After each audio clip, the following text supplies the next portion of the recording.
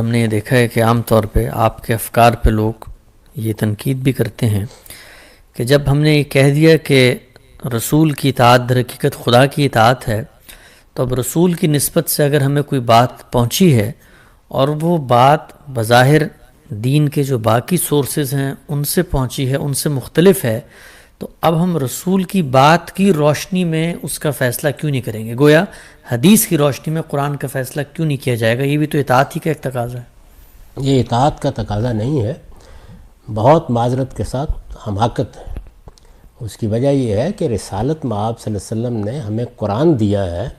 تو قرآن نے یہ بتایا ہے کہ خود قرآن کی کیا حیثیت ہے۔ قرآن مجید نے یہ بتایا ہے کہ اگر کسی معاملے میں کوئی اختلافی چیز سامنے آ جائے، دین سے متعلق کوئی اختلافی چیز سامنے آ جائے، تو میری آیات فیصلہ کن ہوگی۔ چنانچہ دیکھیے کہ جہاں پر اللہ تعالیٰ نے اپنے ہدایت کے اس پورے سلسلے کو بیان کیا ہے، وہاں خاص طور پر یہ بات کہی ہے کہ جب ہم کتاب نازل کرتے ہیں پیغمبروں کے ساتھ، وَأَنزَلَ مَعَهُمُ الْكِتَابَ، کس لیے نازل کرتے ہیں؟ لِيَحْكُمَ بَيْنَ النَّاسِ فِي مَا اخْتَلَفُوا فِيهِ۔ رسالت مآب صلی اللہ علیہ وسلم اس وقت ہمارے سامنے موجود ہوں اور آپ فرمائیں کہ قرآن مجید کی اس آیت کا مطلب یہ ہے، تو جو آدمی چون و چرا کرے وہ ایمان پر کیسے رہ سکتا ہے؟ لیکن اب جو بات بیان کی جائے گی وہ بات رسالت مآب صلی اللہ علیہ وسلم نے براہ راست ہم کو نہیں کہی، وہ سننے والوں نے سنی ہے، انہوں نے پہنچا دی ہے، وہ ایک کے بعد دوسرے کے ہاتھ میں آئی ہے، دوسرے سے تیسرے کے ہاتھ میں آئی ہے، اس میں الفاظ بھی بعض اوقات بدل گئے ہیں، موقع بھی بعض اوقات ختم ہو گیا ہے، سیاق و سباق بھی اس طرح سے بیان نہیں ہوا۔ اس بات کو یہ حیثیت نہیں دی جا سکتی، اس کو خود قرآن کی روشنی میں سمجھا جائے گا، یعنی ترتیب الٹ دی جائے گی۔ رسالت مآب صلی اللہ علیہ وسلم کی موجودگی میں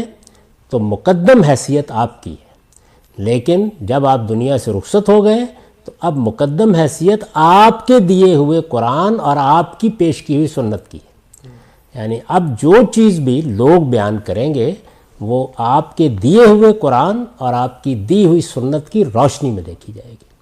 اس لیے کہ وہ چیز آپ نے براہ راست ہمیں دی ہے، وہ چیز صحابہ کے اجماع سے منتقل ہوئی ہے، اس کو مسلمانوں کے علم نے ریکارڈ رکھا ہے، اور یہ چیزیں مختلف افراد کی روایتیں ہیں۔ یعنی میں نے ایک کتاب لکھی، وہ کتاب لکھ کے آپ کو دی، یہ پہلا کام ہے۔ رسالت مآب صلی اللہ علیہ وسلم کی اطاعت ہے جس کے تحت ہم قرآن کو خدا کی کتاب کی حیثیت سے سینے سے لگاتے ہیں۔ آپ کی اطاعت ہے جب ہم سنت کے سامنے سر تسلیم خم کرتے ہیں۔ یہ بات رسالت مآب صلی اللہ علیہ وسلم کی نسبت سے بیان ہو گئی ہے، یہ آپ کی دی ہوئی براہ راست بات نہیں ہے، اس لیے ضروری ہے کہ آپ کی دی ہوئی بات کی روشنی میں اس کو سمجھا جائے، جو براہ راست ہمیں آپ سے ملی ہے، آپ ہی سے سمجھ رہے ہیں، لیکن کس روشنی میں؟ آپ تو نہیں سمجھا رہے نا اس وقت، جو آپ سے مستند ترین طریقے سے ملا ہے،